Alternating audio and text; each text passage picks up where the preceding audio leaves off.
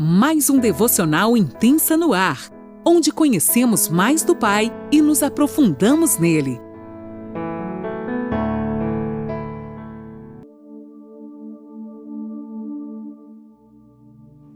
Olá, bom dia! Mais um dia se inicia e eu, Lani Nola, falo com você de Criciúma, Santa Catarina. Você está aí com o coração como uma terra boa nesta manhã para receber aquilo que o Espírito Santo vai plantar aí, as boas sementes do Senhor vão germinar em seu coração. A terra está sendo mexida e eu creio que nós vamos ver os frutos dessa palavra. Amém? Então você que pode, pegue sua caneta, seu caderninho, a palavra de Deus e vamos lá ouvir o que o Pai tem para dizer para a gente nesta manhã. Hoje a gente vai estar lendo já no capítulo 2, gente. Nós já vamos para o capítulo 2, a partir do versículo 1. E a gente vai falar sobre aquele casamento tão famoso, né? De Caná da Galileia. Jesus foi a um casamento. Então vamos lá, eu vou estar lendo na NAA. Vamos ler comigo? 3 dias depois, houve um casamento em Caná da Galileia e a mãe de Jesus estava ali. Jesus também foi convidado com seus discípulos para o casamento. Uau! Anote isso, risque aí, grife na sua Bíblia. Jesus também foi convidado com os seus discípulos para o casamento. Tendo acabado o vinho, a mãe de Jesus lhe disse: eles não têm mais vinho. Mas Jesus respondeu: por que a senhora está me dizendo isso? Ainda não é chegada a minha hora? Então ela falou aos serventes: façam tudo o que ele disser. Estavam ali 6 potes de pedra que os judeus usavam para as purificações. Em cada um cabia cerca de 100 litros. Gente, cabia muita água. Jesus lhes disse: encham de água esses potes. E eles os encheram totalmente. Então lhes disse: agora tirem um pouco e levem ao responsável pela festa. Eles o fizeram. Quando o responsável pela festa provou a água transformada em vinho, ele não sabia de onde tinha visto, por mais que os serventes que haviam tirado a água soubessem. Chamou o noivo. Assim, em Caná da Galileia, Jesus iniciou os seus sinais. Ele manifestou a sua glória e os seus discípulos creram nele. Depois disso, ele foi a Cafarnaum com sua mãe, seus irmãos e seus discípulos e ficaram ali por muitos dias. Jesus havia ido a um casamento em Caná da Galileia. Vamos parafrasear um pouquinho aqui. Vale lembrar, gente, que naquela época os casamentos duravam dias e dias, né? Era uma festa. É tipo nós aqui em casa, o meu marido ri, gente, mas eu principalmente, eu gosto de comemorar o meu aniversário um mês. Eu tenho amigas também que são igual a mim. Eu não comemoro o meu aniversário um dia só. Eu vou contar uma coisa pra vocês. Meu aniversário é em dezembro, 22 de dezembro. Então, quando criança, nunca cantavam parabéns pra mim, porque na nossa época não instruíam os professores. Então, dia 22 a gente estava de férias, né, dezembro. Então não, cantavam parabéns pra mim. Quando a gente voltava lá pra março, que na nossa época a gente voltava a estudar em março, já tinha passado meu aniversário. Então quem fazia aniversário nas férias, não era comemorado.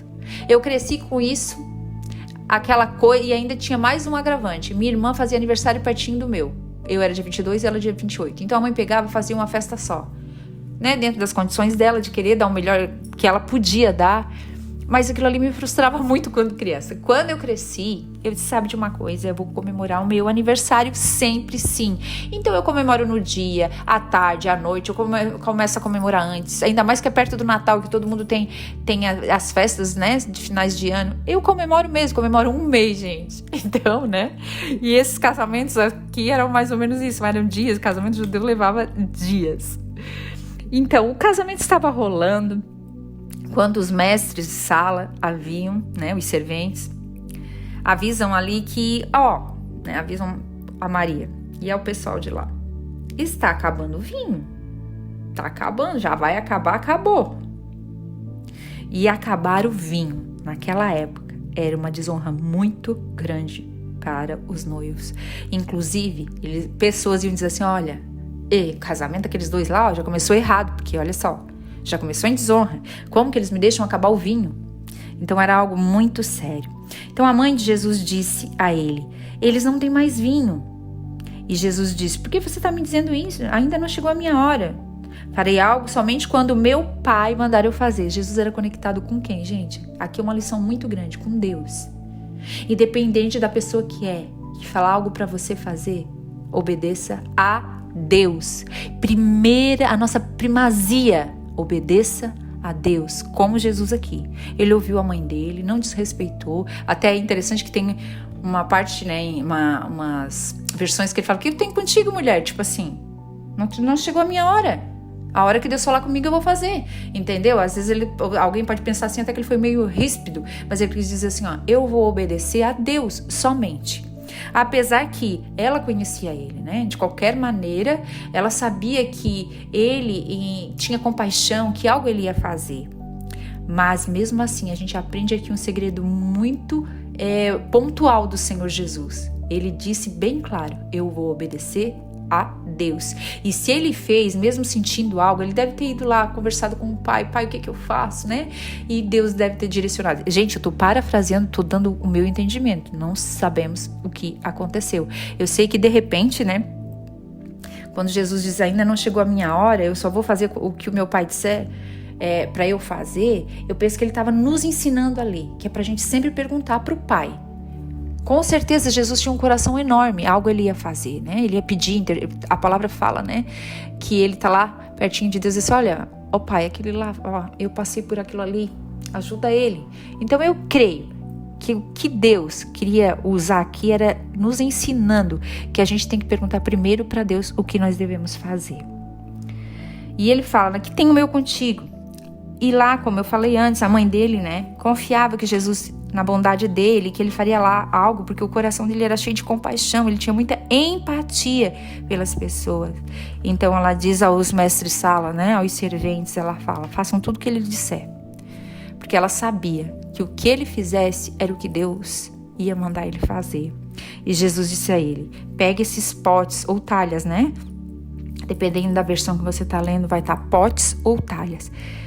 Então, pegue ali cabe cerca de 100 litros, encha-os com água, mesmo sem fazer sentido. Eles obedeceram. Gente, eu imagino que deve ter dado um trabalhão muito. Olha, eu só imagino, sim, cada um deles cabia 100 litros d'água. Então, deu muito trabalho, mas eles, sem questionar, eles simplesmente obedeceram. E assim eles fizeram sem questionar, porque entendiam que ele sabia muito mais que eles. Como é que eu estou, como é que você está quando o Senhor Jesus diz para você: pega aquilo lá e faz assim? Você questiona ele, dá explicação, ou você pega e faz? O Senhor me pegou quando eu estava lendo isso aqui, porque eu nunca tinha entendido desta maneira, sabe? Eles pegaram as talhas, isso que passava muito batido. Eles pegaram lá as talhas, né, ou os potes, e começaram a encher d'água porque eles obedeceram a Deus e tal. Mas de repente o Espírito Santo quer dizer para mim e para você nesta manhã: você está questionando o que Jesus está dizendo, ou você está fazendo igual esses serventes? Gente, porque eu e você somos como esses serventes. Nós estamos aqui para obedecer o que o Senhor Jesus está mandando nós fazer. Não questionar, porque afinal de contas ele sabe muito mais do que nós. Então uma lição aqui é questionar sem obedecer. Escreva aí: questionar. Desculpa, gente. Obedecer sem questionar. Eu já estou trocando tudo, né? Obedecer sem questionar. Não questione sem obedecer, não. Obedeça sem questionar, que tá tudo bem. Comece a analisar se você está obedecendo ou se você está só questionando e dando explicação. Eu sou assim porque muitas vezes eu quero dar muita explicação pro Senhor. Então, pare de dar explicação. Comece a obedecer, que você vai ver o resultado do milagre. Amém? E depois disso, disse: peguem um pouco e levem ao responsável pela festa. Mais uma chave aqui, mais um tesouro escondido. Jesus não mandou levar para qualquer pessoa, mas sim para quem mais importava saber. Era aquele que estava organizando a festa. Prestem atenção. Quando o Senhor nos entrega algo, para quem nós estamos levando isso? A gente tem que levar para quem mais importa, para quem interessa. Era como hoje um promoter da festa. Ele estava muito preocupado porque o vinho estava acabando. Então eles foram lá, os serviçais fizeram e levaram para o responsável provar. Prestem atenção. Quantas vezes acabamos mostrando um milagre para quem não entende? E nem é responsável por nada, nem pela festa, nem por nada. E a gente acaba desperdiçando, muitas vezes, algo valioso que o Senhor coloca nas nossas mãos. Entregando a pessoa errada. Fique atento. Mais uma chave aqui. Não entregue o milagre para qualquer pessoa. Não desperdice o que o Senhor tem colocado em suas mãos. Saiba para quem você está entregando. Tem que ser a pessoa que realmente importa. Em toda a Galileia, esses sinais ficaram muito conhecidos, ficou muito forte o que o Senhor Jesus fez. Quando o responsável tomou o vinho, ele ficou atônito. Eu já estou imaginando todo mundo na festa, lá na sala. Quem viu The Chosen vai saber do que eu estou falando. Ficaram, uau, que vinho é esse? Meu Deus! Todos oferecem o primeiro o vinho melhor, porque daí depois todo mundo fica bêbado e qualquer coisa vem. Então é a mesma coisa hoje nas festas, né? Primeiro é servida a melhor comida enquanto o povo tá ali com fome, depois vem qualquer coisa. Só para você ter noção disso. E mais tarde, quando todos estiverem embebedados, dão qualquer coisa. Mas vocês fizeram o contrário. A gente está vendo aqui algo que confirma realmente o evangelho, né? Que é o contrário das coisas desse mundo. E deu o melhor vinho no final. E em toda a Galileia todos souberam desse sinal de Jesus.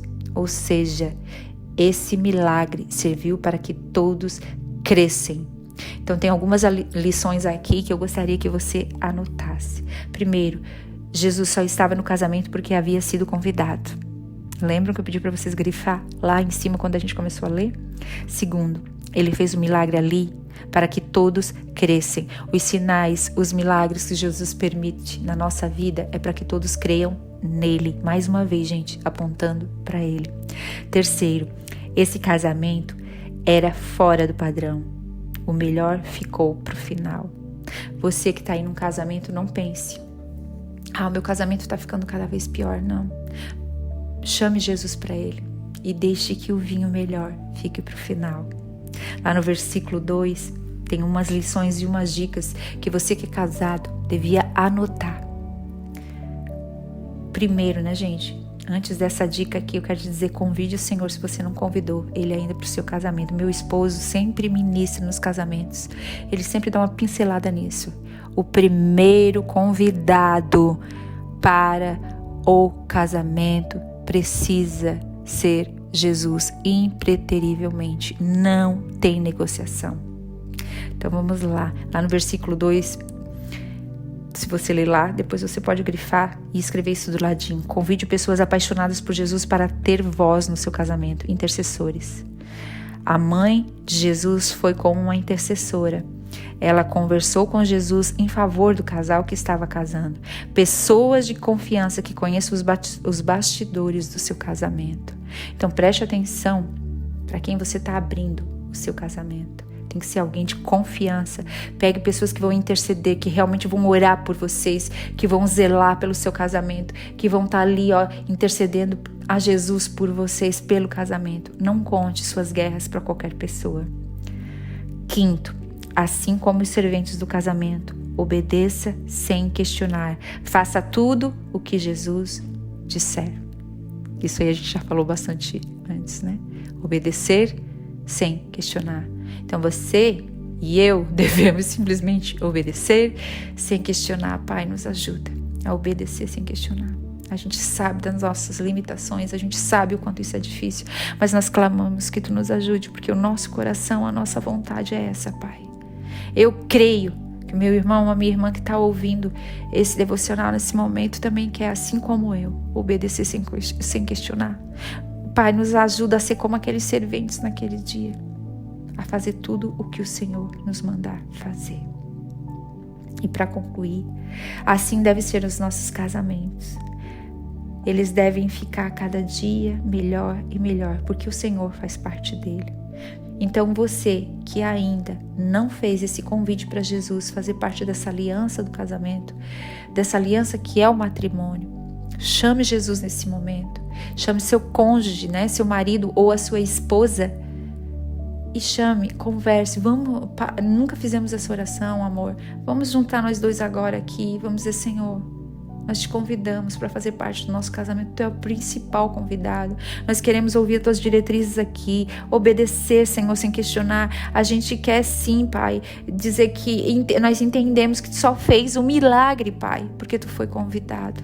Nos ajuda, Deus, a trazer pessoas que realmente cooperem para o nosso casamento, intercedendo a ti por nós, Pai. Nos ajuda, Pai, a entender que o milagre que tu fez e que tu ainda vai fazer em todos os casamentos são simplesmente para que todos creem que o Senhor é Deus em nossas vidas. Amém? Deus te abençoe e até o próximo devocional.